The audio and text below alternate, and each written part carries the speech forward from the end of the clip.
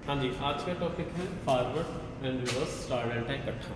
इसकी आज हम बनाएंगे पावर डायग्राम। तो पावर डायग्राम में सबसे पहले तो आपके पास होनी चाहिए कितनी क्या क्या चीज़ें होनी चाहिए, कितने इक्विपमेंट्स होने चाहिए, वो आपको पता चलना चाहिए। सबसे पहले हमारे पास आपने एक लगाना है MCCB।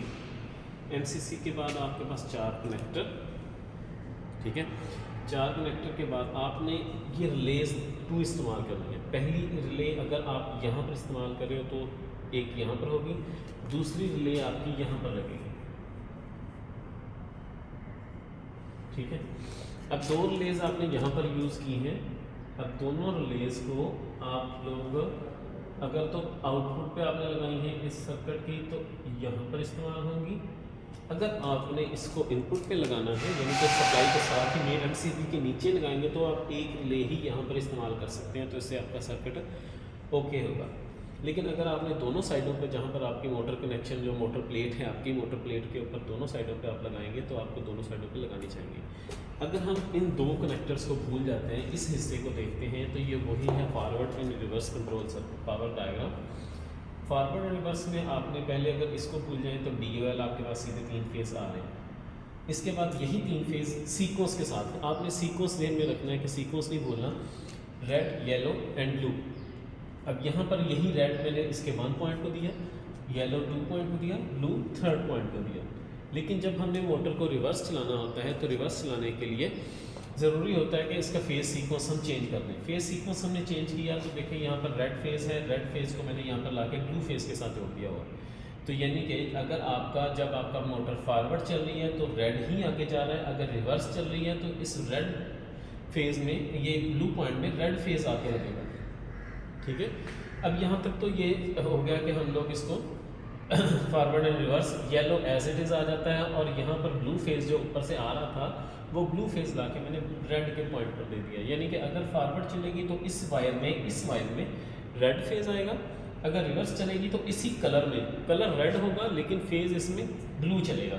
तो ये तो बन गया हमारा फॉरवर्ड एंड रिवर्स। अब इसी फॉरवर्ड एंड रिवर्स को मैंने थोड़ा सा और मॉडिफाई करके मैंने डेल्टा और स्टार के कनेक्टर लगा दिए। अब डेल्टा स्टार को भी सीक्वेंस आपने ज़हन में रखना है। सीक्वेंस आपका वही है कि सबसे पहले आपने red yellow and blue phase को इंतखाब करना है। पॉइंट नंबर 1 को आपने रेड देना है, पॉइंट नंबर 2 को येलो और पॉइंट नंबर 3 को ब्लू। अब यहाँ पर भी वही सीन हमने करना है, यहाँ पर रेड देंगे, यहाँ पर येलो देंगे और यहाँ पर ब्लू देंगे। लेकिन अब यहाँ पर ये मैंने किया, देखिए जब फॉरवर्ड चल रही है मोटर, फॉरवर्ड की सूरत में आपका रेड फेज़ यहाँ से गुजर, अब वो रेड फेज़ आपके ब्लू पॉइंट से यानी कि ब्लू कलर का जो आपकी वायर यूज़ हुई है, ब्लू कलर में आपका रेड फेज़ चल रहा है, इसलिए ये रेड फेज़ ही मैं ले जाके इस रेड को पॉइंट नंबर 1 पर दे दिया। Yellow as it is yellow ही आपका गया। और अब यहाँ पर देखिए ब्लू फेज़ है, अगर फॉरवर्ड चल रही है फेज़ ब्लू है और ब्लू की सूरत में यहाँ रेड कलर में आपका ब्लू फेज़ जो है वो आगे जा रहा है। अब यहाँ पर देखिए यहाँ से होता हुआ यहाँ पर आ रहा है डेल्टा पॉइंट।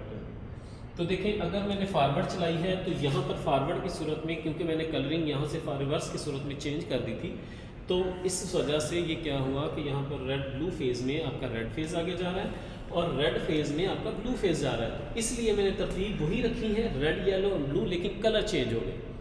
अब कलर चेंज होने की वजह से मैंने आपको सिर्फ समझाने के लिए यही मार्कर यूज़ कर दिए, यही आपका कलर कॉम्बिनेशन कर दिया। अदरवाइज़ मैं इसको यहाँ पे भी कर सकता था कि ब्लू फेज़ है, ब्लू फेज़ को यहाँ पर मैं ब्लू निकाल लेता, लेकिन आप भी कहते थे सर आपने रेड इन किया है और आउटपुट आपने ब्लू निकाल लिया। तो ये ऐसा सीन कुछ नहीं है, रेड इन किया है, रेड ही निकाल के मैंने यहाँ पर इसको करेक्ट किया होगा। तो जब ये फॉरवर्ड चलेगी तो यहाँ ब्लू फेज़ होगा, ब्लू फेज़ के ज़रिए तो तब ये रिवर्स वाला बंद होगा तो ब्लू फेज़ यहाँ पर चलेगा और यहाँ पर आएगा, यहाँ पर ब्लू आएगा। और यहाँ से इसकी आउटपुट निकाली है रेड येलो एंड ब्लू, वो निकाल के कलर चेंज है लेकिन फेज़ वही है। यहाँ पर रेड आ रहा है, यहाँ पर येलो और यहाँ पर ब्लू आ रहा है। अब वही ये ले आया मैं यहाँ पर। अब यहाँ पर देखिए जब आपकी मोटर फॉरवर्ड चल रही है तो फॉरवर्ड की सूरत में आपके पास रेड फेज़ ये आ रहा है, red in case of forward, ये ज़हन में रखिएगा, फॉरवर्ड की सूरत में रेड फेज़ ये आ रहा है, यहाँ पर आ रहा है। अब क्या ये रेड फेज़ रेड के साथ तो नहीं जुड़ा हुआ? देखें जब फॉरवर्ड चल रही है तो रेड फेज़ जो है, जो आपके पास रेड कलर आ रहा है, इसमें फेज़ ब्लू चल रहा है, कलर रेड है लेकिन फेज़ ब्लू चल रहा है। तो यहाँ पर कौन सा कलर आ रहा है? ब्लू है, फॉरवर्ड लेकिन चल ब्लू रहा है। सेम एज इट इज़ यहाँ पर येलो कलर है, येलो कलर आपका यहाँ पर आया, यहाँ से आके ये ब्लू के साथ मैच कर रहा है, ये येलो, यहाँ पे भी येलो कलर ही है। अब यहाँ इसके बाद आ जाता है आपका ब्लू कलर, ब्लू फेस। देखिए ये फॉरवर्ड की सूरत में ब्लू फेस ही यहाँ पर आएगा। अब यहाँ से ब्लू फेस आप देखें किसके साथ जुड़ा हुआ है, येलो कलर के साथ, और यहाँ से हमारा जो है येलो फेस जुड़ा हुआ है ये रेड फेस के साथ। अब देखिए रेड कैसे है कि ब्लू फेस है, पॉइंट ब्लू है, कलर ब्लू है। अब ये ब्लू कलर में रेड फेस जो होता हुआ इन होता हुआ यहाँ से यहाँ आया और यहाँ से आके ये रेड फेस आ गया आपके पास।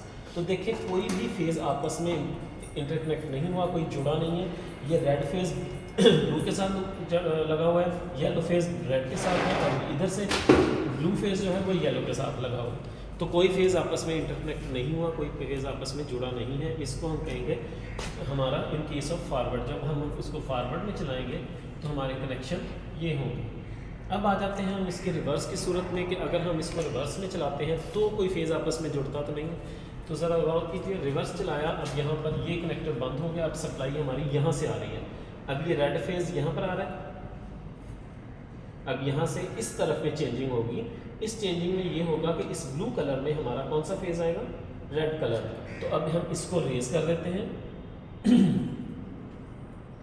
अब हमारा ये चल रहा है रेड रिवर्स की सूरत में। रिवर्स की सूरत में देखिए सप्लाई रेड फेज़ आया, ये रेड फेज़ आके इस ब्लू पे मिल रहा है, तो ये आ गया हमारा यहाँ पर रेड। येलो कलर आया, येलो एज इट इज़, और उसके बाद ब्लू फेस यहाँ से आया, यहाँ पर आया, यहाँ से ब्लू फेस इस रेड फेस में आ रहा है। तो ये सीक्वेंस चेंज हो गया।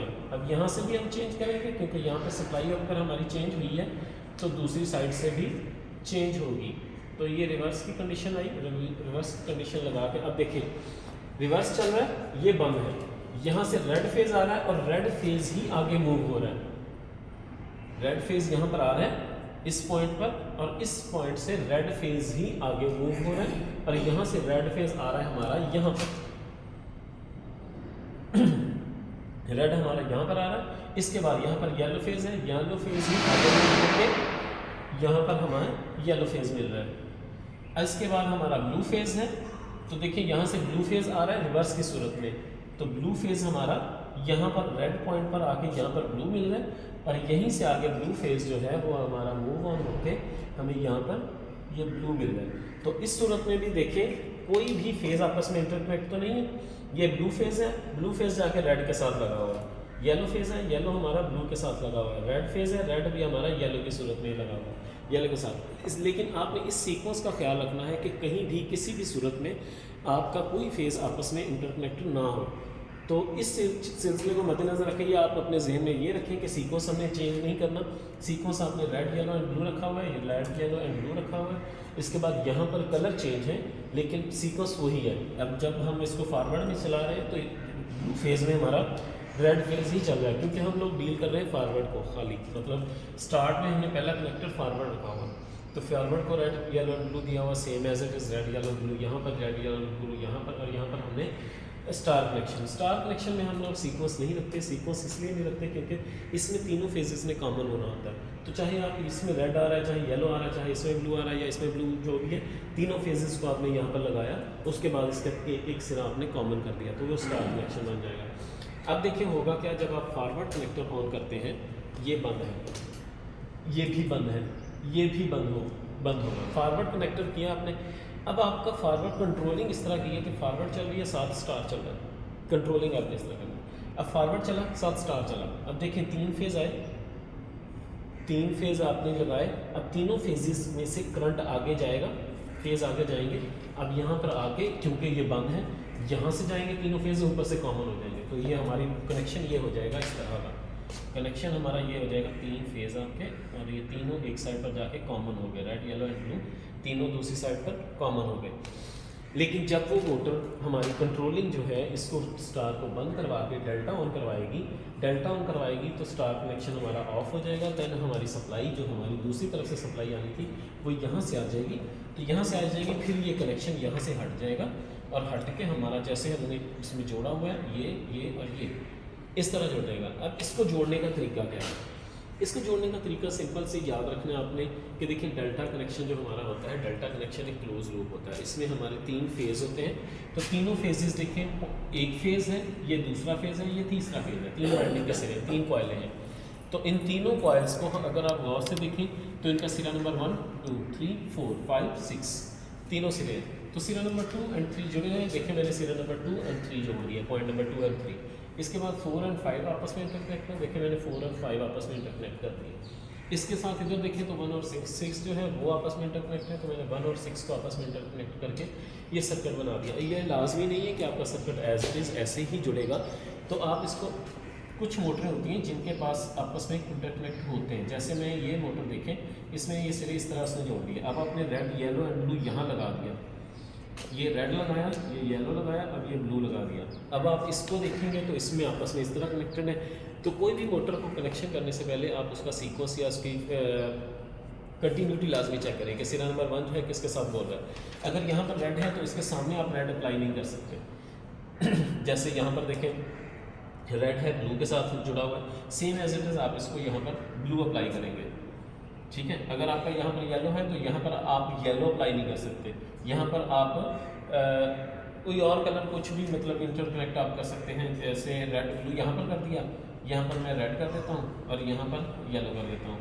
तो देखिए ब्लू येलो के साथ जुड़ा हुआ है, येलो रेड के साथ जुड़ा हुआ है और रेड ब्लू के साथ जुड़ा हुआ है। तो कोई भी चेंज कर सकते हैं आप, same connection same colours use नहीं कर सकते आप।